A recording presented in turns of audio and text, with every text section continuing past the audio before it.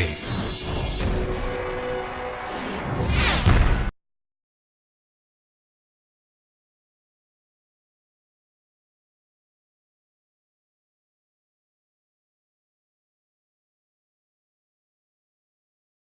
Muy buenas tardes. Agradezco a la Universidad Realística, a su rectora, la maestra Ana Cabrera Montaño, a esta posibilidad y a mis compañeros de panel el estar con este tema, el potencial educativo de las tecnologías de la información y la comunicación, abreviados como TIC, TIC, para superar rezagos y lograr cobertura. Bueno, quiero decirles que además, antes de iniciar muy rápido, pues yo agradezco porque realmente los expertos son mis compañeros y amigos que están hoy aquí. A mí me ha tocado dirigir alguna vez una de las principales universidades del país y también gobernar una de las principales ciudades en nuestra república. Y más o menos comentar, y ese será, quiero que vean mi papel, el por qué en algunos aspectos las tecnologías de la información y comunicación son importantes, y sobre todo para el ámbito educativo, ya que la educación es en general comunicación.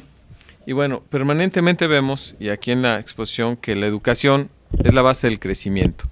Y vamos de alguna manera empíricamente a demostrar por qué con algunos datos. Y es un factor determinante en el acceso que los ciudadanos y las personas tienen para el mejoramiento de la calidad de vida de la sociedad. ¿Qué quiere decir esto? Sociedades mejor educadas, sociedades con mejor nivel de vida. Y en el siglo XXI, el siglo del conocimiento, del potencial humano, pues veremos que las tecnologías de la información y la comunicación están jugando y jugarán un papel central en todo esto. También quiero señalar que de ninguna manera eso suple la enorme experiencia que puede tener un profesor en la impartición de educación. Son herramientas e instrumentos fundamentales y que vemos que estas tecnologías de la información están cambiando no solo los modos de vida, sino de comunicación entre individuos, pero también sociedades. Si algo es global en la actualidad, es la tecnología de la información a través de Internet o las redes sociales, como seguramente tocarán algunos de los expertos que me acompañan.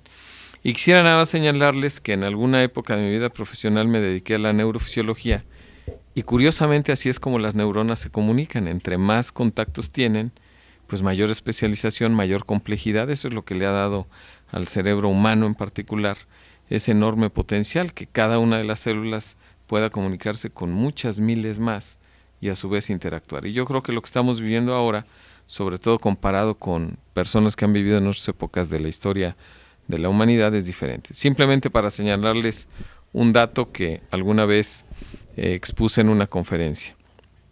La edición dominical del New York Times tiene mucha más información que la que un individuo del siglo XIX podía acumular en toda su vida.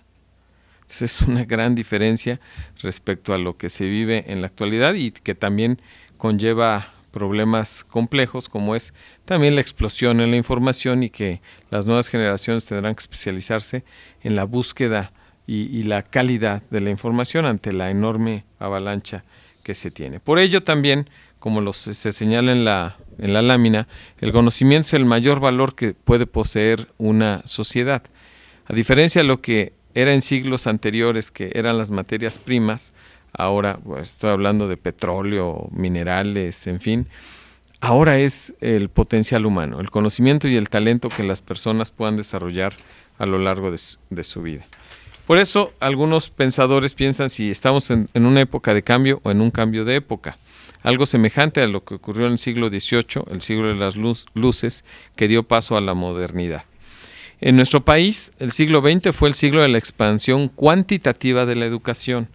De ser un país, cuando estamos por cumplir 100 años del inicio de la Revolución, un país predominantemente rural, analfabeta en su gran mayoría, y con poco más de 15, 20 millones de habitantes, a ser en el inicio del siglo XXI un país con más de 105 millones de habitantes, con una importante proporción de población en zonas urbanas y con un mayor nivel de alfabetización. Sin embargo, no hemos logrado abatir del todo el nivel de analfabetismo, lo que nos ubica en un rezago.